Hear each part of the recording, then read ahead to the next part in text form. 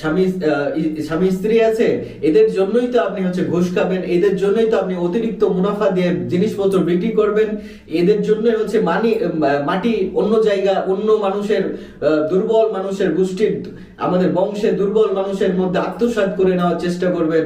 তাদের জন্য আপনার আপনার আপন নিজে বলেন না যে আমার আমার সন্তান আমার আমার করে বেড়াও, আমি কে তা চিনলাম না, এরকম ব্যাপারটা তো আমার আমার জন্য আপনি কি এই যে নেতিবাচক কর্মকাণ্ডগুলোর সাথে আপনি জড়িত থাকবেন, হ্যাঁ, তখনই হয়ে গেল।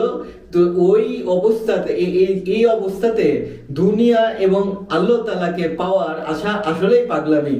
তাহলে সহজ উত্তর হচ্ছে, প্রথমে বললাম দুনিয়া এবং আল্লাহ তাআলাকে পাওয়া যায়, উভয় একত্রেই পাওয়া যায়।